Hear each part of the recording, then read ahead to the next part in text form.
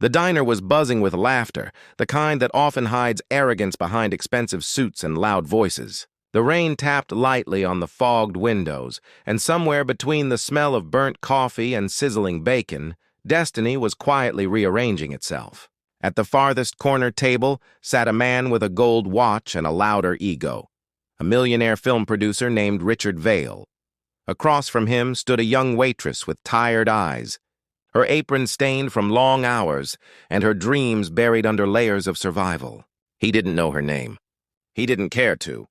But within the next 15 minutes, she would humble him in front of everyone.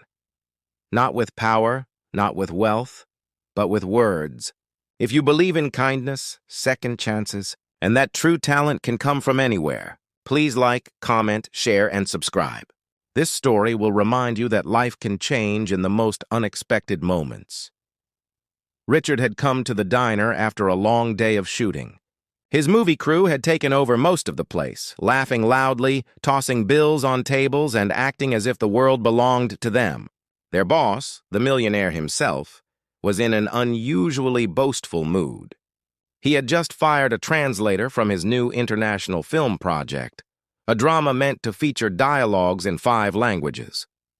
None of them speak with emotion, he had complained earlier. They translate words, not feelings. The waitress, her name was Emma, moved between tables with quiet grace. She was young, maybe 24, but the lines beneath her eyes told a different story.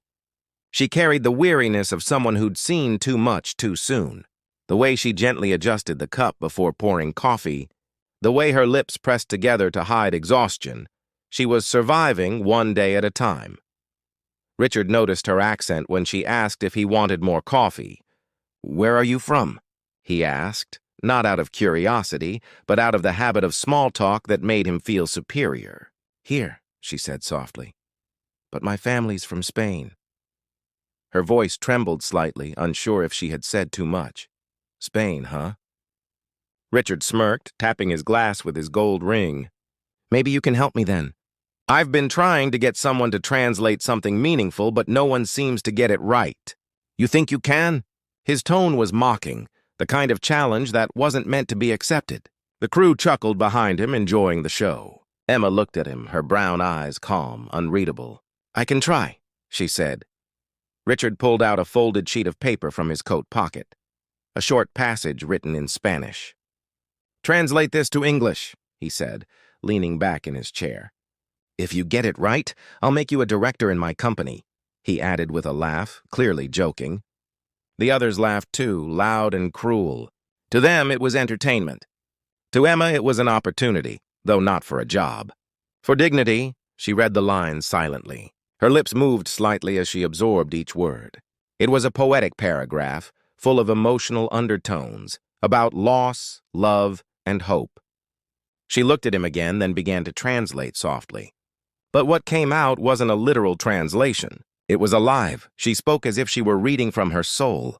Each sentence carried emotion, the ache of longing, the beauty of forgiveness, the trembling hope of someone who had lost everything yet dared to believe again.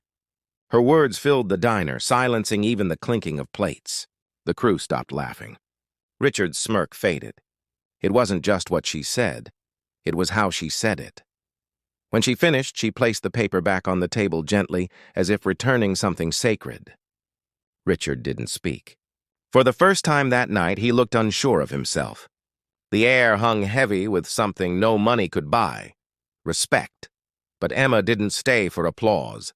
She smiled faintly, whispered, "Enjoy your meal," and walked away to serve another table. Richard sat back, replaying her words in his mind. He couldn't shake the feeling that she had understood the passage better than anyone on his team. He had spent weeks working with professional translators, yet none of them had captured the emotion hidden between those lines. She had done it effortlessly, like she had lived it. That night, as the crew left and the diner emptied, Richard stayed behind.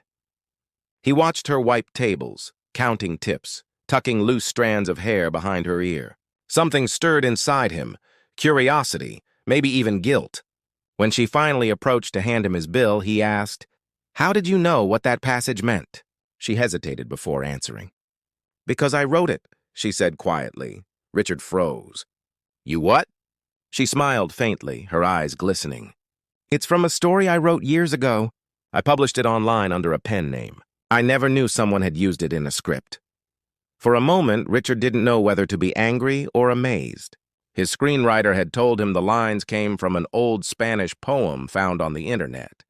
But standing in front of him was the girl who had written it, a waitress living paycheck to paycheck. He looked at her differently now. There was no arrogance left, only awe. You're a writer? He asked. She nodded shyly. I used to be, she said. But my mom got sick and writing didn't pay the bills. So here I am. That night, Richard didn't leave her a tip. Instead, he left his business card on the table. On the back, he scribbled a note. Meet me at my studio tomorrow. 10 a.m. Richard Vale. Emma found it when she came to clear the table. For a long moment, she stood frozen, unsure if it was a cruel joke. But deep down, a tiny spark, one she thought she'd lost forever, began to flicker again. The next morning, she arrived at the studio early, wearing her only clean dress and a heart full of fear. The receptionist looked confused when she said she had an appointment with Mr. Vale, but before anyone could question her further, Richard appeared from his office, smiling. Emma, he said warmly. Come in. Inside, he showed her the script. This story, he said, has your heart in it. You should be part of making it. She was speechless. He offered her a small role as a script consultant to help with the emotional tone and translation for the international release. It wasn't directing yet, but it was real. It was a start. The weeks that followed changed everything.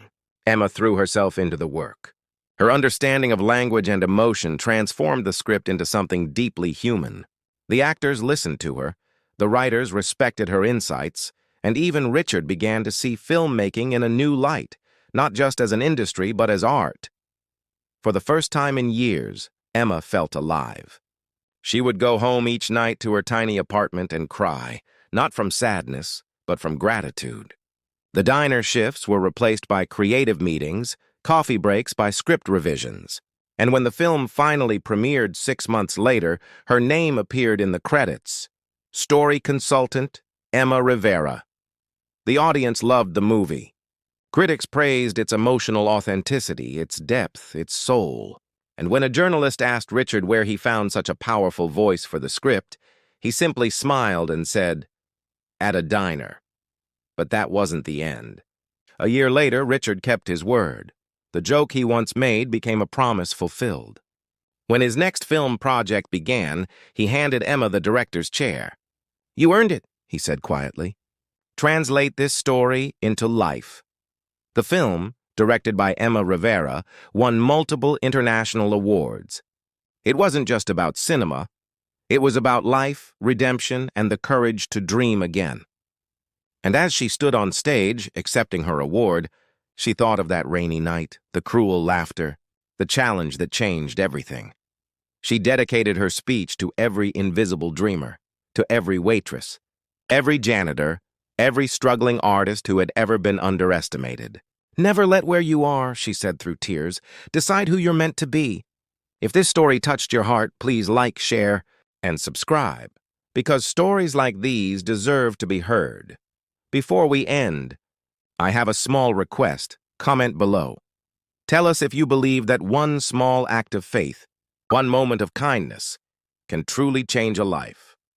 That night, as the crowd applauded and camera flashes filled the air, Emma looked up and smiled through her tears. She wasn't just a waitress anymore. She was proof, living, breathing proof, that sometimes all it takes to change your destiny is the courage to translate your pain into purpose.